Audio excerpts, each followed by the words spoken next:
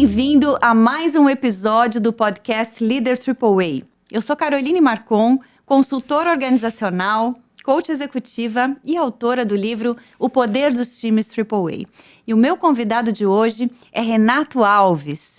O professor Renato foi o primeiro brasileiro a receber, por meio de homologação oficial, o título de melhor memória do Brasil, certificado pelo Livro de Recordes. A conquista inédita foi resultado da aplicação de um método inovador de memorização. Ele estudou Ciências Cognitivas e Filosofia da Mente pela Unesp e tornou-se principal autor brasileiro nas áreas de aprendizagem, concentração e memória, com 10 livros publicados. Entre eles, O Cérebro com Foco e Disciplina e Expandidos, que está até na camiseta, tá aqui, que é o mais novo, né, Renato? É mais recente. Mais recente.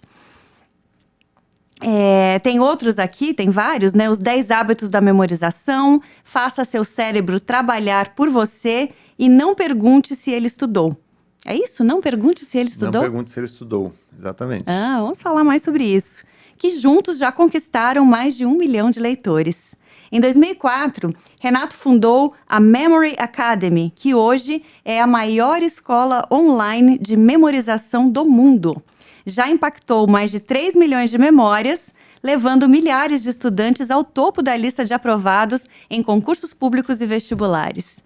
Meu amigo, que prazer ter você aqui, seja muito bem-vindo. Ô, Carol, é uma alegria para mim também poder estar aqui, compartilhar com a turma um pouco sobre memória, concentração, aprendizagem, foco. O mundo está passando por uma transformação, uma revolução no comportamento das pessoas, e um dos comportamentos que temos observado é que as pessoas estão ficando mais esquecidas. Sim. Isso pode acarretar em alguns problemas sérios que a gente vai discutir aqui. E memória, capacidade cognitiva tem tudo a ver com alta performance e resultados, que são temas que sempre estão no topo da lista de líderes, empreendedores, pessoas que acompanham aqui o meu trabalho.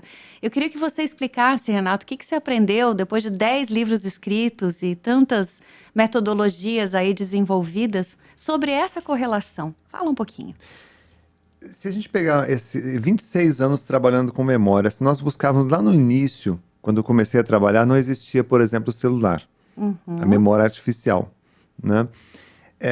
Quando você precisava ligar para alguém, você olhava o telefone numa agenda, olhar, memória visual, você repetia para não esquecer, memória auditiva, e chegava no telefone, você discava ou digitava memória tátil ou sinestésica. E aí se dava ocupado, você, caramba, eu tenho que olhar de novo, porque aí já tinha esquecido, né? Então, a memória visual de novo, memória auditiva para não esquecer, você repetia, e aí você ia lá e digitava com atenção.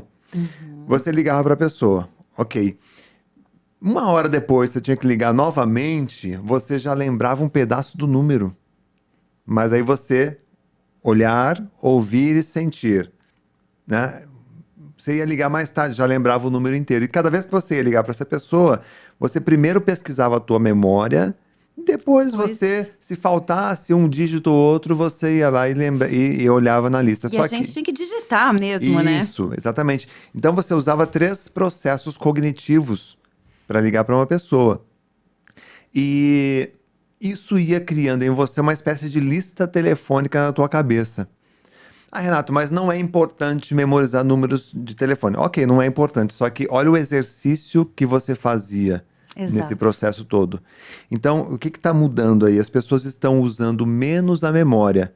E quanto menos você usa, pior ela fica. E esse piorar é o quê? É mais lenta. A memória, ao longo da vida, né, e ao longo dos anos, ela não vai ficando ruim, necessariamente.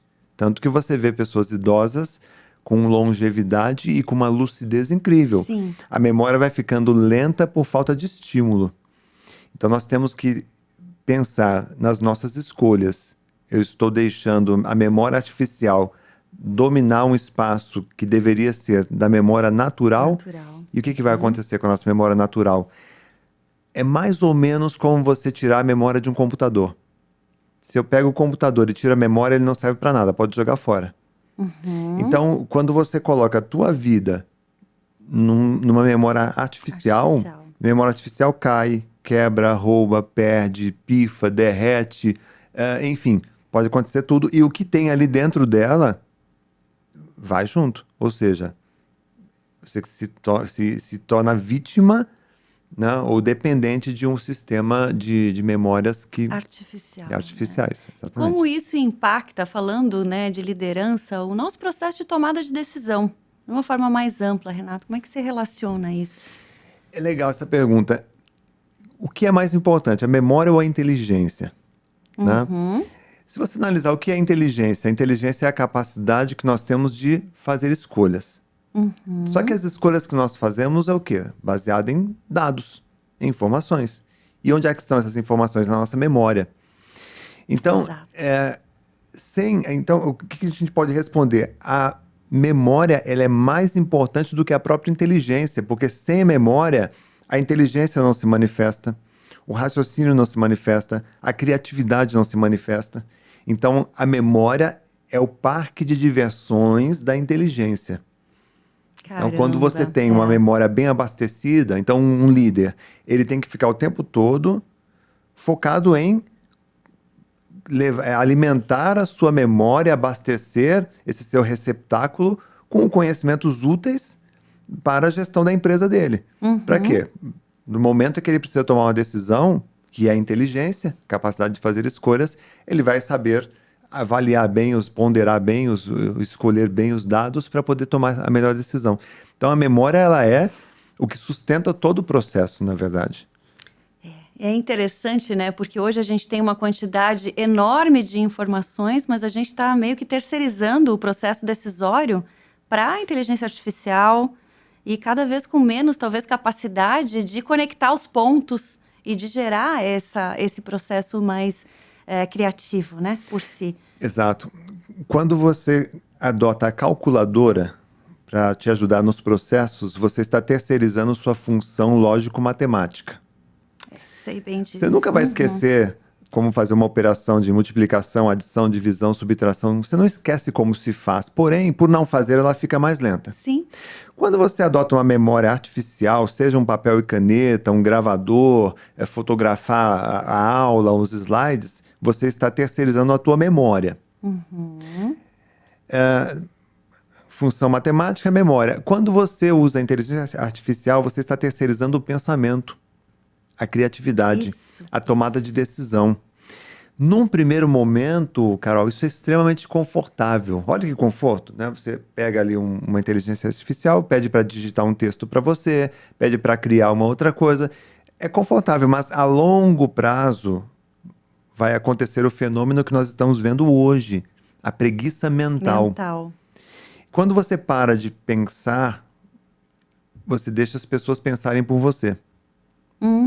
E quando as pessoas pensam por você, você sabe que... Você terceiriza a sua tomada de decisão. Exatamente. Né? Você terceiriza tuas escolhas. As suas escolhas. Tua vida, né? Exatamente. Como é que você vê isso nessa geração que já nasceu com internet, já nasceu plugado no celular?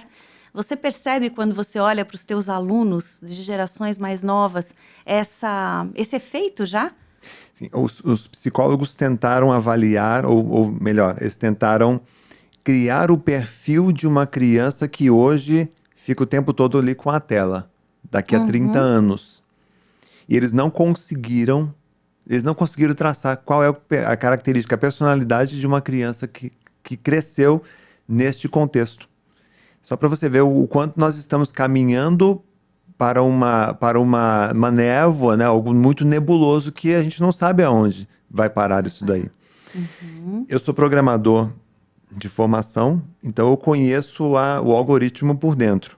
Então, quando eu olho para uma tela, quando eu olho para uma rede social, quando eu olho para uma IA, eu não olho como usuário, sempre fico analisando, mas qual foi o código que a pessoa usou para poder elaborar esse efeito aqui, Então, eu sempre olho por dentro. E sempre que eu tenho a oportunidade de falar com os mais jovens, eu digo, olha, você gosta de jogar um videogame, você gosta de usar rede social, mas tenta estudar um pouquinho de lógica, de computação, de programação, para você entender como é que é feito por dentro a coisa.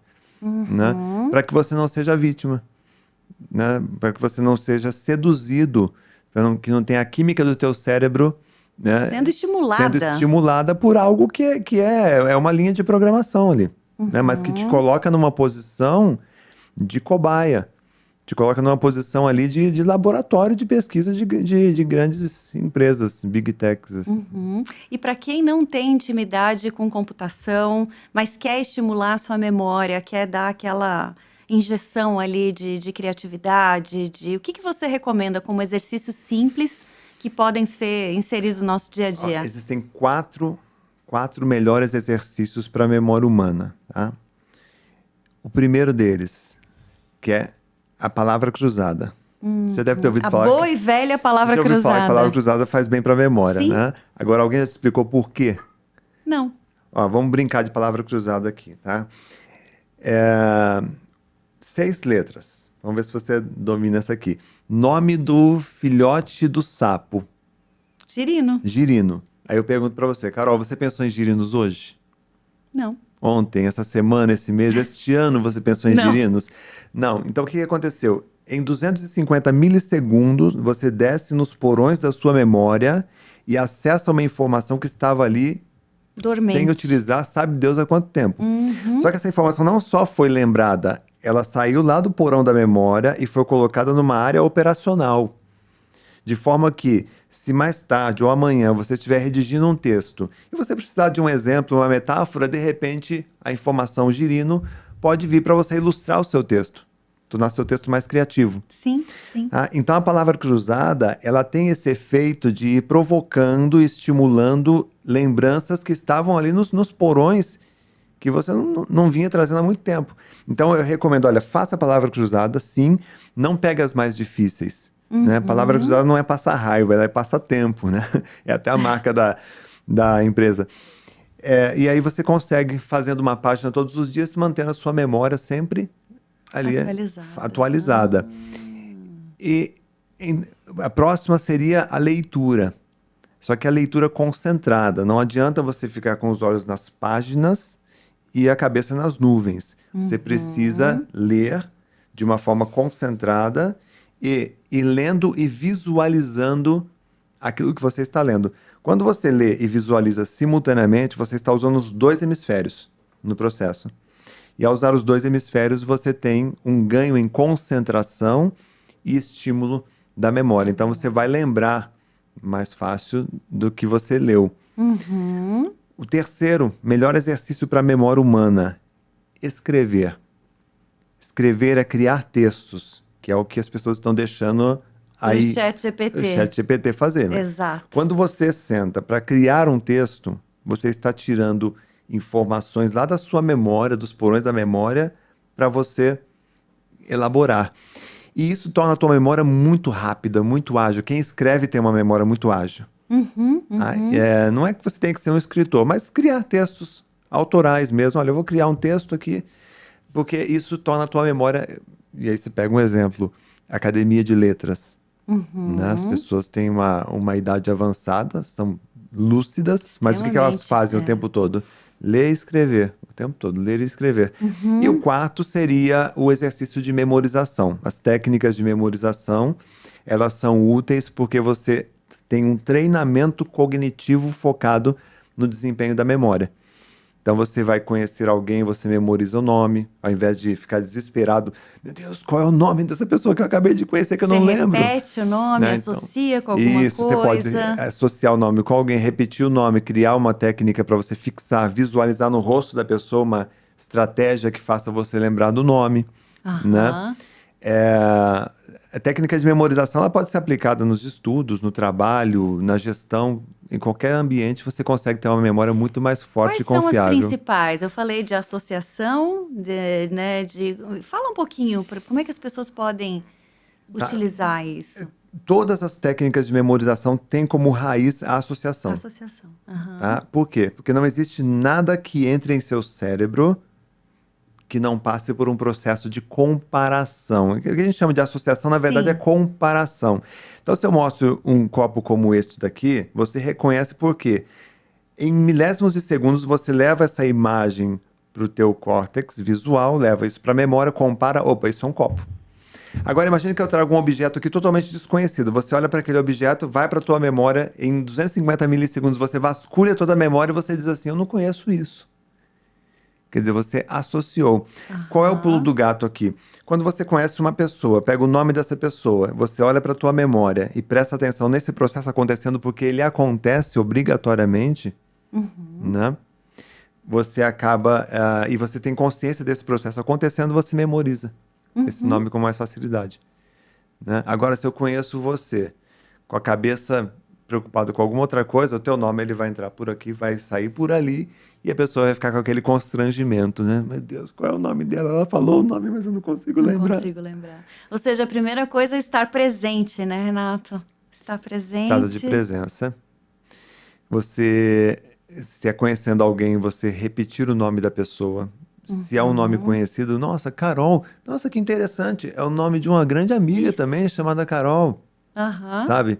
Você começar a utilizar esse nome durante aquele momento. Depois, fazer na tua casa uma espécie de flashback, né? Olha, hoje eu conheci a Carol num podcast, assim, assim, assado. Enfim, aí você vai facilitando o processo mnemônico. E quando você fala de ler e escrever como técnicas aí de estimulação da memória, tem diferença entre eu ler uma ficção cheia de, enfim, fantasias, uma história muito rica de detalhes, de emoções e textos mais do dia a dia, técnicos? Ou seja, essa qualidade tem diferença ou é só o ato de ler e escrever já ajuda? A leitura que estimula a memória humana não importa se você vai ler um romance ou se você vai ler um texto técnico. O que importa, e isso é muito importante, tá? É você ter um objetivo final daquela leitura. Porque quando eu começo a ler um texto de forma intencional, ou seja, que eu quero ler aquele texto, por exemplo, para resolver um problema na minha empresa, automaticamente, quando eu encontrar a resposta para os problemas que eu estou passando, automaticamente meu sistema atencional ele é acionado. Então, digamos, eu estou com um problema de gestão na minha empresa, né? Gestão de RH. E eu estou lendo um livro sobre isso. Tá? Então, quando eu chego num trecho específico naquilo, poxa, não, isso daqui é a resposta que eu estava precisando para resolver aquele problema no meu RH. Então, sempre que você escolhe um livro para ler, coloca uma intenção. Tá? Legal, vou ler um livro sobre isso. O que eu quero resolver? O que eu quero aprender com este texto? Isso estimula seu sistema atencional, deixa o seu inconsciente ligado, né? E a tua memória fica mais ativa para você conseguir. Ou seja, você tem que estar interessado naquilo que você está lendo ou escrevendo, tem que ser útil para você, de alguma maneira. Aí vai capturar a tua atenção. Tem que ser intencional. Costuma dizer que livro é igual perfume, né? Não adianta a gente dar um livro para uma pessoa, às vezes a pessoa não está precisando daquele perfume, ou o livro também como um remédio, né? Se a pessoa dando um livro dentro daquilo que ela realmente precisa, é fantástico, encaixa como uma peça mesmo de um quebra-cabeça. Por isso, gente, visita a livraria, frequenta a livraria, vai lá, olha, escolha um livro como quem escolhe um perfume, um remédio. Você vai encontrar um livro que se encaixa nas suas necessidades, né? E você que é autor de diversos livros sobre memorização e já ajudou tanta gente a ser aprovado em concursos difíceis, qual que é o perfil das pessoas de maior sucesso com o teu método? O que elas fazem de diferente das outras? Olha, existe uma diferença entre não gostar de estudar e não saber como estudar. A maioria dos estudantes, eles não sabem como fazer. Pasme você, eu já fiz uma pesquisa com universitários, com 300 alunos, tá? E quando você coloca um questionário com algumas perguntas sobre o método de estudo, 97% não sabe como estudar.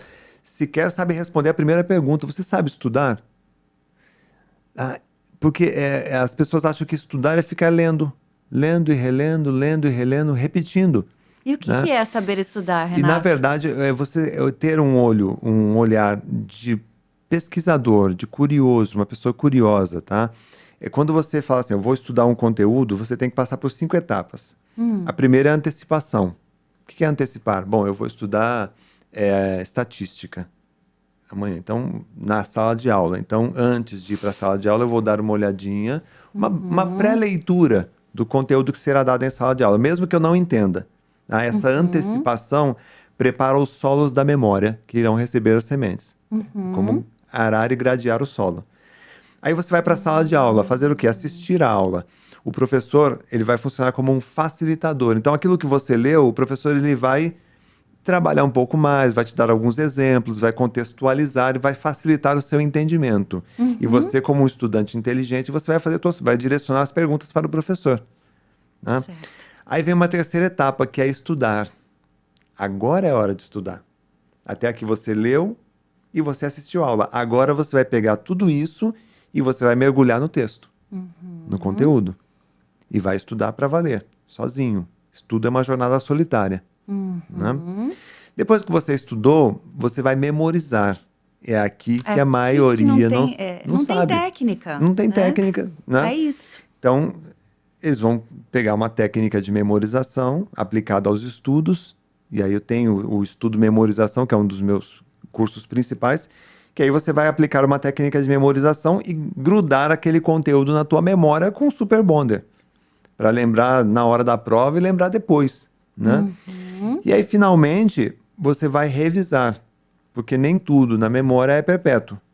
Então, para você guardar um conteúdo para lembrar por muitos meses ou por muitos anos, você precisa criar uma memória de longa duração. E aí existem técnicas de revisão. Geralmente, essas 5 etapas aqui, bem aplicadas, levam a pessoa entre os primeiros colocados em qualquer prova e concurso. E tem a ver com o tempo, por exemplo, quanto tempo, em média, a pessoa precisa praticar esse método, esse processo Não, para ter uma boa aprovação? a memorização que eu ensino não é uma memorização de treino, é uma memorização de execução. Quando você executa o processo da maneira correta, você tem o resultado imediatamente. Por quê? Como nós vimos, é uma questão de saber como associar. Então, se eu tenho uma fórmula matemática, eu memorizo de uma forma. Se eu tenho um texto técnico, é uma outra coisa. Se é um texto simples, é uma outra técnica. Se são palavras estrangeiras, se são, sabe, cada tipo de informação, eu desenvolvi mais de 85 técnicas diferentes de memorização. Então, para cada tipo de conteúdo, eu tenho uma ferramenta específica para a aprendizagem. Então, um estudante, ele vai ter uma carteira de técnicas para ele poder utilizar durante o processo de preparação para um concurso, para um vestibular, né? Enfim, para exame. Eu tenho estudantes que estão passando em exames de validação de diploma nos Estados Unidos, médicos, validando diploma nos Estados Unidos depois que usaram técnicas de memorização. Uau! E É vamos bem legal. falar de uma coisa que quase 100% aí dos líderes, dos executivos precisa, que é falar idiomas, né, estrangeiros. Como é que você trabalha? Existe uma técnica específica para aprender idiomas? Idiomas, compreender e repetir. São 2 processos. Né? Então, você não vai nunca memorizar algo que você não entendeu. Então, vem o processo da compreensão, que é a aula tradicional que ele vai fazer com uma professora particular, enfim, ou numa escola, para entender o que ele está fazendo. E uma vez que ele entendeu, aí, meu querido, minha querida, é repetição. Repetição. Tá? Por que repetição? Porque a memória de longa duração você consolida repetindo. Só que não é decoreba, você não precisa repetir 500 mil vezes. Você tem que repetir no momento certo. Tem repetições espaçadas, programadas, que aí você consegue rapidamente dominar uma gama muito grande de frases, de vocábulos, de palavras, o que você quiser. É por isso que quando a gente está inserida num contexto estrangeiro, você aprende muito mais rápido, Você aprende mais rápido. Porque a imersão no contexto, ela é essa compreensão que você está falando, né? Sim. Eu não sei falar, eu preciso de um copo d'água, mas eu tô vendo o copo, eu tô vendo ouvindo o que a pessoa fala, e repetidas vezes eu percebo que quando se fala isso, o copo vem. Então, é mais ou menos esse processo. Sim, com certeza. E é muito curioso isso que você disse, Carol, porque quando você vai para o contexto, né, ou seja, você sai do teu país e vai fazer uma imersão, enfim, você veste uma condição humana que é extremamente favorável para o aprendizado, que é a humildade. Você baixa um pouquinho a tua bola e aprende a aprender. Opa, o copo, mas meu Deus do céu, como é que se fala copo? Aí eu passo um garotinho de 4 anos de idade e você ouve ele pedindo copo para a mãe você aprende com uma criança. Né? Aí você vem para aquele seu contexto, você é um poço de arrogância. Então, a humildade, ela ajuda a nos preparar para um aprendizado mais efetivo. Né? E isso acontece quando você vai para um ambiente que não é o teu ambiente comum. Né? Falando especificamente sobre essa questão de idiomas estrangeiros, eu imagino que por associação deve servir para outras coisas também. O livro novo do Adam Grant, que é O Potencial Oculto, ele derruba o mito, né, de que as crianças aprendem mais rápido línguas estrangeiras, ou que a criança tem uma memória esponja e a gente, né, à medida que se torna adulto, perde essa capacidade. E o que ele traz de uma pesquisa que eu achei muito interessante é o seguinte, que o que faz as crianças aprenderem mais rápido é que elas não têm vergonha de repetir até acertar. Enquanto que a gente adulto, eu tenho vergonha de falar errado. Eu não quero me expor, né? E falar como parecendo uma criança, ou dependendo, principalmente se for num contexto profissional, que eu precisar me expressar numa linguagem de negócios, eu vou falar como se tivesse 5 anos, é constrangedor. Sim, com certeza. Né? Então, como é que você lida com isso? Eu queria saber se dentro da tua metodologia você valida esse experimento que ele traz? Eu valido 110%. Porque é algo razoável você entender que uma criança... Se eu trago aqui um jogo com 200 fotos de pessoas, eu coloco aqui na mesa e digo para a Carol, para a equipe aqui, olha, eu quero que vocês memorizem essas 200 fotografias. Primeira coisa que um adulto vai dizer, você tá louco? Eu não lembro nem do que comi no almoço, vou lembrar de 200 nomes, né? Agora, se eu trago aqui uma criança e digo assim, ó, vamos brincar de memorizar essas fotos aqui, e a criança não tem essa quantificação, se 200 é muito ou se é pouco, não tem referência, vamos brincar, né? A criança, ela vai de mente aberta, de coração aberto, ela vai brincar com você e vai memorizar tudo. Então, quando você vê uma criança no programa de televisão memorizando o nome das capitais dos países do mundo, as bandeiras, isso e aquilo, não é que a criança é superdotada. É que ela está totalmente aberta àquilo, ela não tem medo de errar, né? Ela também tem uma condição diferente de aprendizado, porque a criança não tem as preocupações e as responsabilidades que um adulto tem. Ela se diverte, Ela né? se diverte no processo. Né? E aí, um ponto importante, ela não tem essa crença de que ela não consegue. Né? O adulto, ele já sofreu tanta pancada ali de esquecer o celular, esquece a chave, que ele vai dizer, meu Deus do céu. Mais uma coisa. Eu não vou conseguir lembrar. E como que a gente consegue, em meio a tanto estresse, tantas responsabilidades da vida adulta, criar um hábito de aprender continuamente, de desenvolver a memória, Renato? Ajuda a gente. Você pode me perguntar, Renato, você esquece as coisas? Não, eu não esqueço nada. Por que que eu não esqueço? Porque eu ativo o modo memorização. Então, se eu saio do meu ambiente, se eu estou com você num restaurante, tá? Eu saio do ambiente, antes de... Eu me afasto 2 metros da mesa, eu automaticamente olho para trás e vejo se não ficou o casaco, se não ficou a bolsa, o celular, alguma coisa por ali. Então, já é um hábito. Se eu saio do carro, pego um Uber, eu olho, checo tudo direitinho, tá? Então, se eu vou sair de uma viagem, eu faço o meu checklist mental se tudo que eu preciso está sendo levado. Então, se eu vou conhecer uma pessoa, eu me esforço em memorizar o nome da pessoa. Se eu estou numa reunião, eu me esforço em memorizar o conteúdo da reunião. Então, eu ligo o modo memorização. E a memória é assim, quando você usa, você guarda. Quando você não usa, você não guarda. Você esquece. Simples assim. Então, e aí cai naquele ditado de que a memória humana é seletiva. Não é a memória que é seletiva. Você que é seletivo.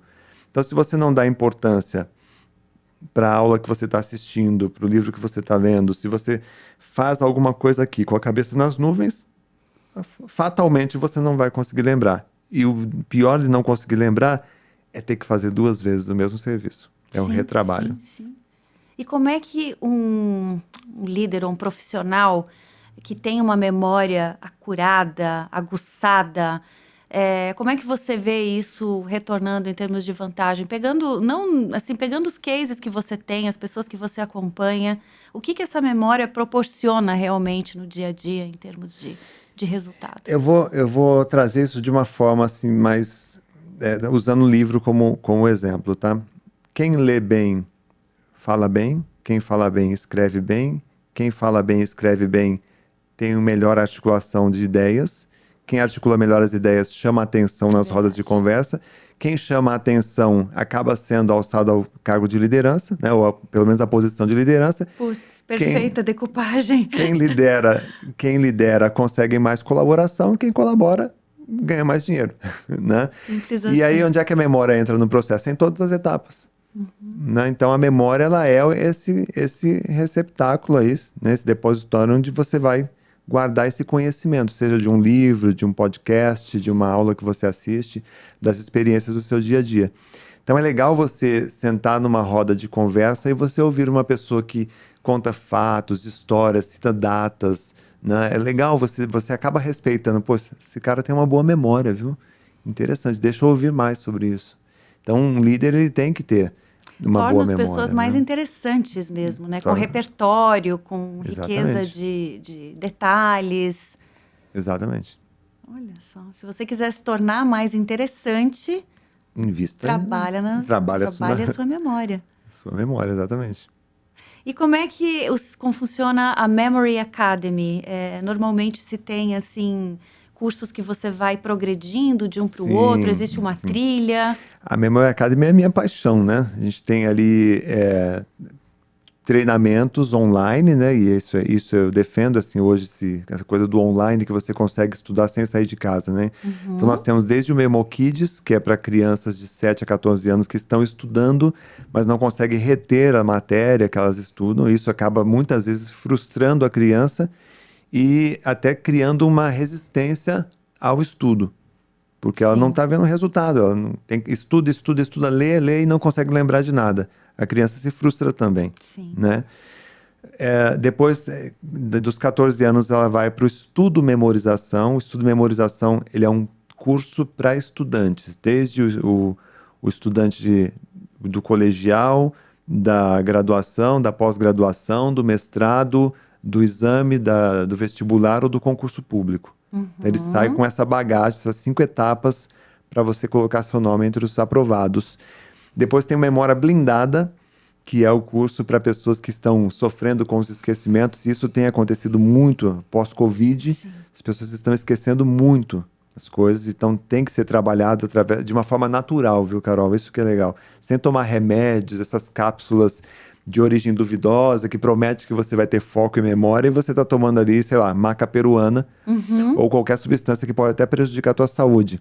Então, memória blindada são treinamentos, são 85 treinamentos diferentes para a sua memória que você faz em qualquer momento do seu dia. E depois tem o meta-leitura, que é o leitura dinâmica inteligente, que é para você aprender a ler mais rápido. Então, nossa promessa é que você vai ler uma média de 3 páginas por minuto, que significa que em 10 minutos de dedicação à leitura de um livro, você já leu ali umas 30 páginas, né? Em meia hora, 1 hora, você lê quase um livro inteiro. Uau! E a capacidade de absorção, principalmente de Isso. sentir emoções, tudo isso é possível? Isso. O meta-leitura, ele é além da leitura dinâmica. Existe a leitura dinâmica que a gente conhece, o meta-leitura, ele vai além. Ensina você a ler com o cérebro, e aí tem esse diferencial que eu consigo trazer de recordista de memória, que são as técnicas de memorização que você aplica aos estudos ali, à leitura. Então você consegue ler e ir retendo o conteúdo. E mesmo que você não retenha naquele momento, eu vou dizer uma coisa para você. Ler um livro em 1 hora sobra tempo para você ainda fazer uma revisão de pontos importantes ali. É muito legal. Se torna muito mais produtiva a vida. Imagina um líder que consegue consumir um livro por dia. Nossa, não, Né? isso é incrível. Sim. Isso é incrível, extremamente desejável. Inclusive, eu já vou adquirir. Tá aí, ó. Nossa, Meta-leitura. incrível. E me fala, essa história de ser recordista de memória, como é que isso surgiu na sua vida? Isso foi um plano, uma estratégia de quero ser recordista ou aconteceu naturalmente? Engraçado, é uma boa pergunta. Todas as pessoas que entraram nesse mundo da memorização, como recordista ou como competidor, a maioria não entrou porque tinha uma boa memória. Pelo contrário, eles entraram porque eles reclamavam da própria memória, que é o meu caso. Na faculdade eu achava que eu tinha uma memória ruim, eu estudava um mês inteiro, na hora de fazer as provas eu não lembrava, isso eu questionava então a minha capacidade cognitiva e comecei a questionar a minha memória. Falei, pô, mas eu sou inteligente, mas o problema é que eu não consigo lembrar do que eu estudo. E ao começar a questionar a minha memória, eu comecei a procurar, né? Um amigo me deu um livro sobre técnicas de memorização, falei, pô, se eu consigo guardar aqui 200 datas, se eu consigo guardar nome de 300 pessoas, se eu consigo memorizar uma lista com 500 palavras, por que eu não consigo memorizar minhas matérias? E aí eu descobri que naquela época, a gente está falando de 1996, não tinha no Brasil técnicas de memorização para os estudos. Existia para demonstração, né, para você memorizar datas, cartas de baralho, uma série de coisas, mas não para estudo. Então, eu desenvolvi uma técnica de memorização para estudar. E a partir daí eu comecei a mergulhar nesse mundo aí de memorização. Começou a ver os resultados primeiro com você Comigo mesmo e depois... E depois passei a ensinar os colegas de classe e aí passou a ensinar... Você estava na faculdade nessa época? Estava na faculdade. Me graduando em computação, que é dificílimo, né? Você memorizar funções, equações, né? Códigos, nomes, aqueles nomes diferentes. Então, era um desafio e foi bom, foi um bom desafio. Até porque a computação, para mim, me ajudou a analisar melhor o cérebro do ponto de vista computacional, né? Como um computador biológico. Eu fui depois para ciências cognitivas e filosofia da mente, onde eu pude trazer todo um contexto interdisciplinar para me formar mesmo, não só como um prático em memorização, mas como um especialista realmente em memória humana. E aí desenvolvi todos esses métodos do Memory Academy. Que incrível, que incrível. É uma jornada muito linda, porque a gente percebe, assim, o início dela, que foi para resolver um problema teu, que parecia até no primeiro momento cognitivo, Sim. E era falta de técnica. Exatamente. E você trouxe essas técnicas para, enfim, disponibilizou essas técnicas para milhares de pessoas. E à medida que você foi crescendo, amadurecendo, o teu trabalho ganhou uma outra dimensão que chega em Expandidos. Sim. Que é o seu último livro. Exatamente, que Expandidos. Conta um pouquinho, qual é a tônica de Expandidos, né? O que ele traz para esse conjunto? Eu imagino, o nome já é muito óbvio, né? Você está expandindo. Exatamente. Conta pra gente. O Expandidos é um trabalho que eu fiz com muito carinho e eu preciso contextualizar para a pessoa entender o que é expansão. Quando você está, por exemplo, pensando numa pessoa e subitamente essa pessoa liga para você. Aí você diz assim, nossa, mas eu acabei de pensar em você e você me ligou. Né? Ou quando você está conversando com uma pessoa, ali andando no parque, enfim, e a pessoa diz exatamente a frase que você tinha pensado. Né? Então existem muitos fenômenos que acontecem, sobrenaturais, né?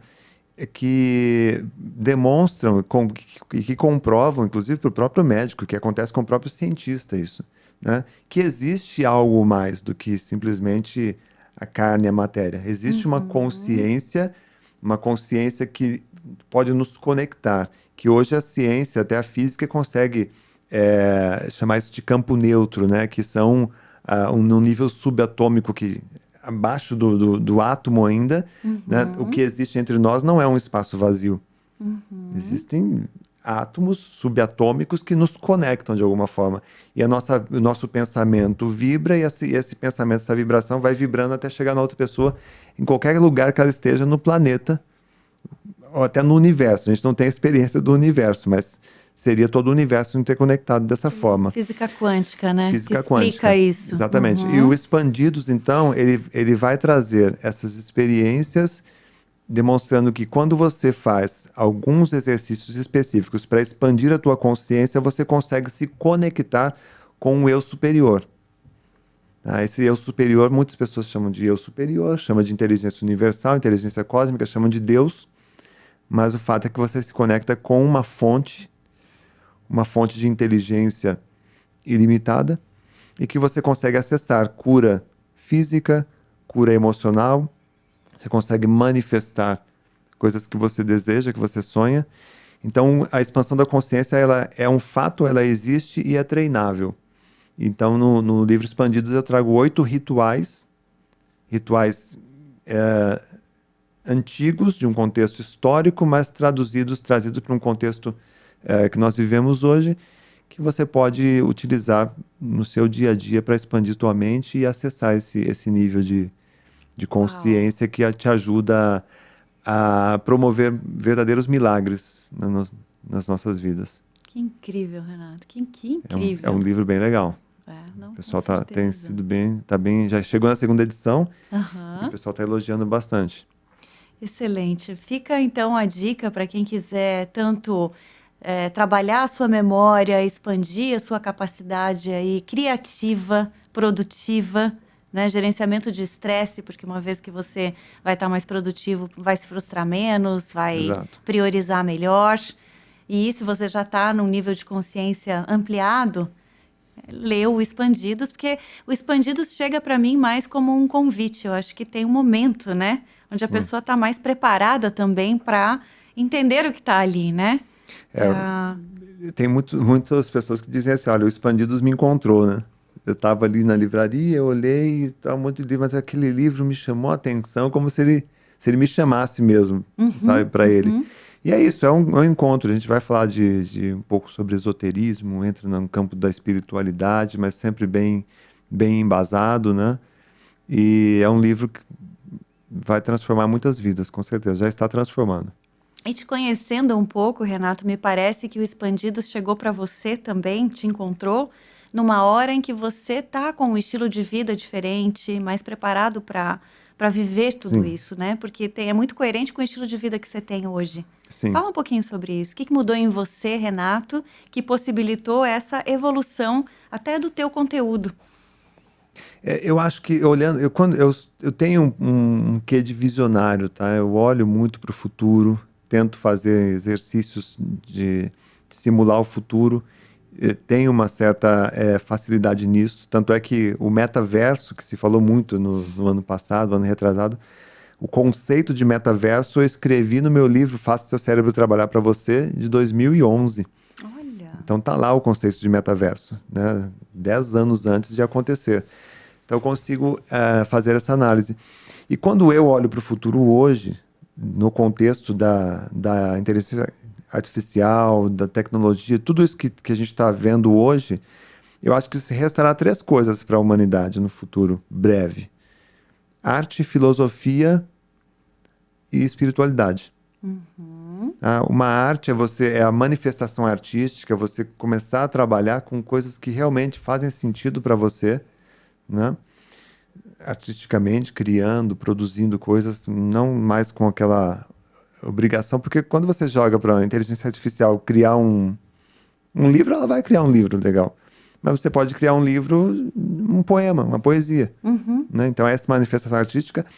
A filosofia, mas uma nova filosofia voltada para o futuro, voltada também para esse contexto que a gente está vivendo hoje, de olhar para o futuro e ter uma dificuldade de enxergar, né? Que os psicólogos tentam enxergar como é que vai ser o futuro dessas crianças que vivem com a tela nas mãos, não conseguem enxergar. Né?